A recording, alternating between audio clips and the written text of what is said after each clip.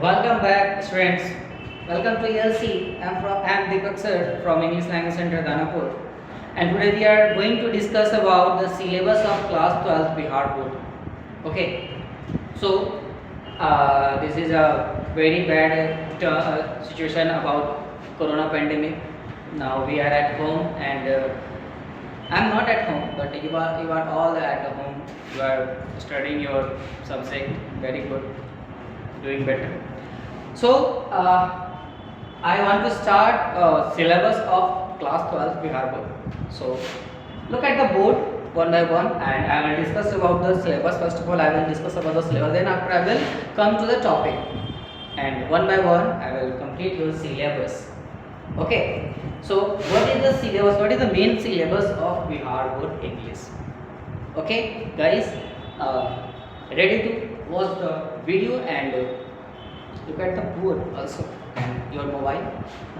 So the syllabus of class 12, see, 12th English.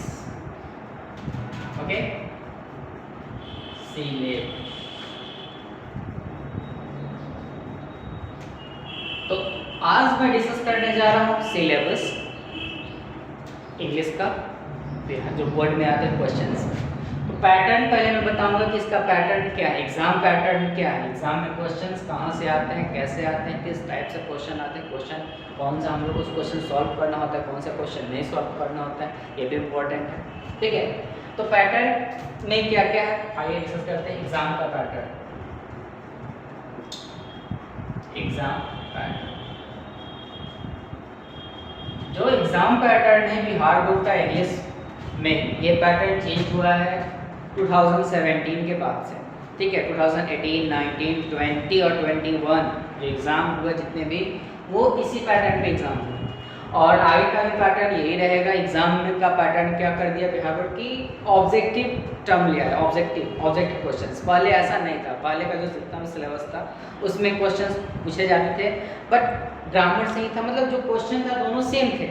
But हुआ क्या कि पैटर्न क्या किया गया, ईजी कर दिया गया, थोड़ा सा पैटर्न ईजी कर दिया गया है। लेकिन बाकी बच्चों को लगता है पैटर्न टफ है, लेकिन ऐसा कोई बात नहीं, पैटर्न बहुत ईजी है, बहुत ईजी है, बहुत ईजी है। मैं जिस तरीके से पढ़ाऊंगा आपको लगेगा पैटर्न बहुत ईजी है। ठीक है, तो पैटर्न पहले समझ लेते हैं, उसके बाद हम आते हैं टॉपिक पे। ठीक है, तो पहले पैटर्न क्या है, तो पैटर्न आप समझिएगा, दो पैटर्न होता है। First pattern is first about objective, what is, तो first is objective and the second is subjective. First is objective and the second is subjective. तो ऑब्जेक्टिव टर्म का जितना भी क्वेश्चंस आते हैं, तो याद रखिए कि ये जो आपका इंग्लिश का जो एग्जाम है बोर्ड का, वो 100 मार्क्स का होता है। ठीक है, 100 मार्क्स। ठीक है, तो 100 मार्क्स को दोनों पैटर्न में इक्वली डिवाइड किया गया, 50-50। 50 मार्क्स का आपका ऑब्जेक्टिव आएगा और 50 मार्क्स का आपका सब्जेक्ट। देखिए मार्क्स की बात मैंने की है, ठीक है, मार्क्स समझिएगा। फिर ऑब्जेक्टिव में क्वेश्चंस क्या आते हैं, तो ऑब्जेक्टिव में इस बार क्या हुआ कि 100 ऑब्जेक्टिव आया, 100। ठीक है, ऑब्जेक्टिव है 100, बट आपको बनानी थी 50। आपने 50 बनाया, 50 मार्क्स का मिला। 50 क्वेश्चंस नहीं बनाने थे जो एग्जाम हुआ this year 2021, but next year I don't know what is the pattern, what will the pattern, but we all are about to read the pattern and the syllabus. Okay, so तो objective में questions या तो 100 रहेंगे इस बार भी, या फिर reduce किया जाएगा क्वेश्चंस को, may be but not sure, वो लास्ट में पता चलेगा जब बिहार बोर्ड जो मॉडल पेपर देती है उसमें ये सारा मेंशन रहता है। तो बात ये ध्यान रखिए कि ऑब्जेक्टिव से आपका 50 मार्क्स का क्वेश्चंस और सब्जेक्टिव से भी आपका 50 मार्क्स का क्वेश्चन आता है। ठीक, तो ऑब्जेक्टिव में कहाँ से क्वेश्चन आता है, क्या क्या टॉपिक है। देखिए ऑब्जेक्टिव की अगर हम बात करते हैं,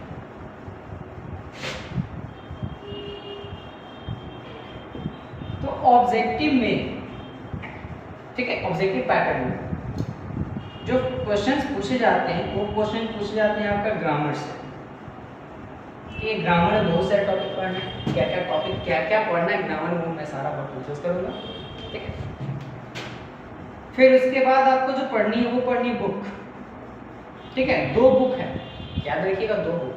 बाकी बच्चों को पता होता है कि सर एक ही बुक पढ़ना है, रेनबो पार्ट 2 और एक और बुक जो आता है उसका नाम तो बच्चे नहीं भी जानते हैं। तो इसमें जो फर्स्ट बुक है वो है रेनबो। सब लोग इसको देखे भी हैं, पढ़े भी हैं कुछ लोग। रेनबो पार्ट 2, और ये आप पढ़ना होता है 12th के लिए। पार्ट 1 भी होता है 11th के लिए, पार्ट 1 11 और पार्ट 2 12। फिर उसके बाद जो बुक है वो है आपका story of English, story of English. और ये जो बुक है ना वो दोनों में पढ़नी होती है, 11th में भी और 12th में, ठीक है। तो ये आपका क्वेश्चन का पैटर्न है। कहने का मतलब कि ग्रामर से क्वेश्चन आएगा और बुक से आएगा। अगर मान लीजिए कि ऑब्जेक्टिव क्वेश्चंस है 100 क्वेश्चंस, मान लीजिए क्वेश्चंस की मैं बात करता हूँ, 100 क्वेश्चंस अगर पूछे जाते हैं ऑब्जेक्टिव से, तो उसमें आपका, ठीक है, तो उसमें आप जान लीजिए कि कम से कम मिनिमम 60 क्वेश्चन वैसे होंगे, 60 क्वेश्चन वैसे होंगे जो ग्रामर से आपका पूछे जाएंगे, ग्रामर से। और जो 40 क्वेश्चन है वो आपके बुक से। बुक में क्या पढ़ना है आपको? रेनबो पार्ट 2 और story of English. Rainbow part 2 में 2 सेक्शंस है इसमें भी। फर्स्ट इज प्रोज, जिसमें कहानियाँ पढ़नी होती है, और द सेकंड इज पोएट्री, मतलब पोएम सेक्शन। ये 2 सेक्शन पढ़ना होता है। प्रोज में जो चैप्टर होता है वो होता है आपका 11 चैप्टर की मैं बात करता हूँ, और पोएट्री में जो चैप्टर्स होते हैं वो होता है 10। 21 चैप्टर पढ़ना होते हैं रेनबो, ठीक है। और स्टोरी ऑफ इंग्लिश भी बहुत मोस्ट इंपॉर्टेंट बुक है, और इससे भी अच्छा खासा क्वेश्चन आता है, ऑब्जेक्टिव भी और सब्जेक्टिव भी। ऑब्जेक्टिव तो ऐसे तो क्वेश्चन आएगा कि मत पूछिए, ठीक है, कोई भी नहीं पूछिए, क्योंकि जब मैं पढ़ा होते हुआ पूछिए, ठीक है।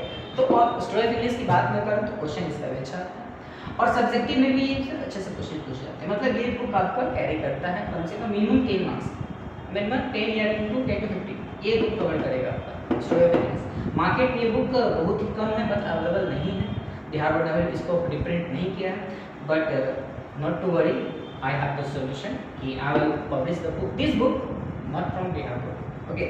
तो I will publish the book and with solutions also, and I will give objective questions and textual answers.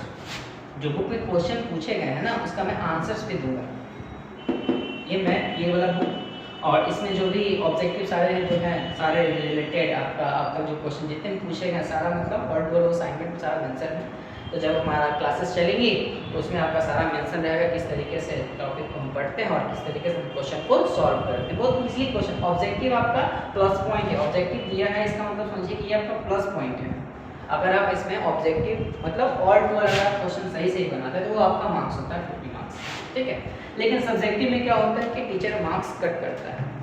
ये मैं फैक्ट बता रहा हूँ, रियलिटी बता रहा हूँ, बाकी लोग रियलिटी नहीं बताते हैं। आप बात समझिए कि सब्जेक्टिव में मार्क्स डिडक्ट होता है, कभी भी लिटरेचर पोर्शन में 100 आउट ऑफ 100 नहीं आती है, उसमें मार्क्स डिडक्ट होता है 98 बहुत हाईएस्ट मार्क्स हो जाता है। But not to worry, 90 plus लाना कोई बड़ी बात नहीं है। जिस तरीके से मैं पढ़ाऊंगा आप पढ़िएगा तो 90 प्लस मार्क्स लाना कोई बड़ी बात नहीं है, बच्चे लाते हैं, मार्क्स आता है, but you will have to work hard, then after you will get the marks 90 plus, okay. So this is all about the objective, and now I am going to start the subjective part. Board को देखते रहिएगा, ठीक है। तो subjective में क्या है,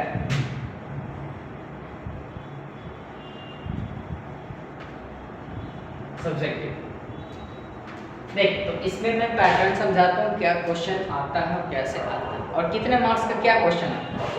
तो सब्जेक्टिव में क्या है कि सब्जेक्टिव में जो पहला क्वेश्चन है वो आपका है ए से, और आप लोग जानते हैं निबंध लिखा जाता है कैसे, इस पर भी मैं बताऊंगा, इस पर भी वीडियो आएगी। ए से आपका 8 मार्क्स का आता है,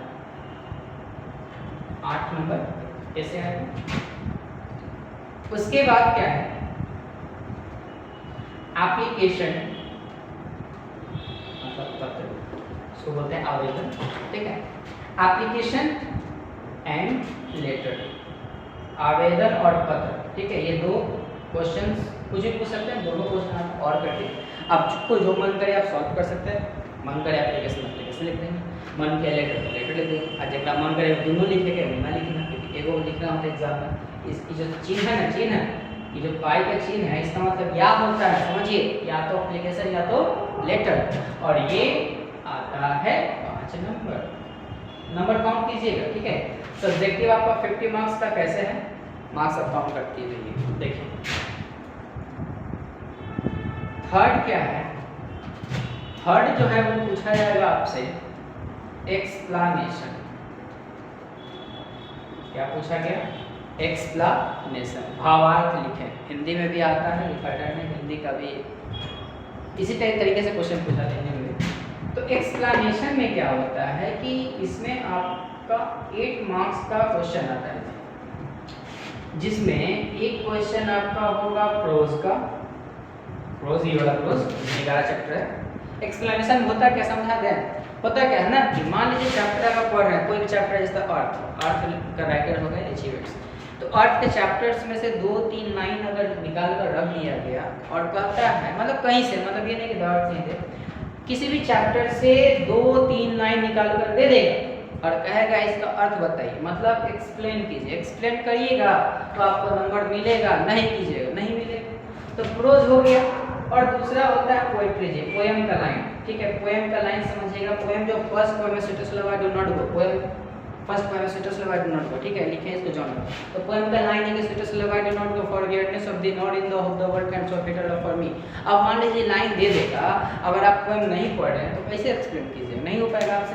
ये पोएट्री का बारे में बात करें। मान लीजिए पोएम का लाइन है here lies the most beautiful lady light of a step and hurt was सी, ये जो लाइन है ये है आपका poem any थैफ written by Walter Delaware, ठीक है। तो ये पोएट्री है। जब आप पोएम पढ़िएगा लाइन बाय लाइन, जैसे now the leaves are falling fast, nurses flower will not last, nurses so the grapes are gone, the प्राम्स go rolling on, ये भी पोएम है। तो पोएम का लाइन आप पढ़ेंगे, पोएम पढ़िएगा तब आपको समझ में आएगा उसको एक्सप्लेन क्या करनी है, और एक्सप्लेन कीजिएगा तो आपको 4 नंबर मिलेगा पोएम से, पोएम में, और प्रोज वाले में आपको 4 नंबर, दोनों मिला के 8 नंबर, ठीक है। अब आते हैं अगला नंबर, नेक्स्ट नंबर 4। अब इसके बाद है स्टोरी ऑफ इंग्लिश, ध्यान दीजिएगा, सॉरी स्टोरी नहीं, short type question, short type questions, ये पूछते हैं आपका 10 नंबर का,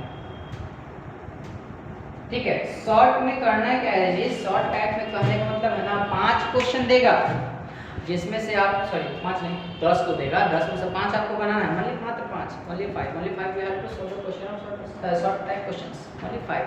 10 देगा, 5 बनाना है। एक क्वेश्चन पे आपको 2 नंबर मिलेगा। ये जो क्वेश्चंस आएगा ना, शॉर्ट टाइप क्वेश्चन आएगा, तो आपका इस बुक से आएगा, देख लीजिए यहाँ पर बुक की जो बात मैंने की है, रेड बुक पार्ट 2 और स्टोरी ऑफ इंग्लिश, ये 2 बुक है, इन्हीं से ये क्वेश्चन पूछा जाएगा शॉर्ट टाइप में, ठीक है। अब देखिए, अब सबसे जो मार्क्स मिलता है, बहुत अच्छा मार्क्स मिलता है, नंबर 5 की अगर बात करें, ये लॉन्ग है, और ये लॉन्ग ये आपका मार्क्स कवर करता है, ठीक है। लॉन्ग में बहुत ही अच्छा क्वेश्चन आता है, ठीक है। अच्छा कहने का मतलब इसमें क्वेश्चंस जाते होंगे, मतलब ऑप्शंस आपको ज़्यादा मिलेंगे, ऑप्शंस आपको बहुत ही ज़्यादा मिलेंगे, लेकिन बनाना होता है मात्र 3, कितना 3। अब क्या क्या 6 क्वेश्चन है ना, उसको हम वन बाय वन बताते हैं आपको, देखिए। अगर नहीं दिख रहा और नीचे तक अगर रुकता है तो मैं डिलीट करके फिर आगे मैं बताता हूँ। इसमें जो पहला क्वेश्चन है बाबू समरी है जी, समरी, सारांश। समरी 2 को आएगा, एक समरी और दूसरा समरी। समरी कहने का मतलब सारांश, मतलब जो आप कहानी पढ़िएगा ना, जो आप चैप्टर पढ़िएगा, जो पोएम पढ़िएगा, उसको अपने शब्दों में उस चीज़ को, पूरा बात को लिखना है, छोटा करके। बड़ा तो समरी मतलब छोटा होता है, सारांश बड़ा नहीं। कहाँ अगर वही चीज़ को फिर लिख देंगे तो कहानी रह जाएगा, सारांश नहीं करना है, ठीक है। तो समरी जो होता है, एक क्वेश्चन आता है प्रोज से, ध्यान दीजिएगा, और एक क्वेश्चन आता है आपका पोएट्री से। किस चीज़ से? पोएट्री से, ठीक, पोएट्री से 2 क्वेश्चन है। तीसरा जो क्वेश्चन है वो आपका वो रहेगा आपका story of English. Story of English जब पढ़ेंगे ना, literature, sorry story of English का जो टॉपिक है, जब उसको डिटेल्स पढ़ाएंगे 1 चैप्टर, तो उसमें दिखाएंगे कि वहाँ से क्वेश्चन क्या पूछना है। फिर उसके बाद अगर बात करेंगे तो मैच, देखिए मैचिंग द, मैचिंग पूछता है ये, match the poet, match the poets, poets को मैच करना होता है उनके वर्क से, मतलब ये वाला ऑथर्स नेम में जो ये जो है ना आपका प्रोज द पोएट्री, इसमें राइटर का नाम आपको याद करना होता है। जो नहीं याद करते हैं बताइएगा, उनको मैं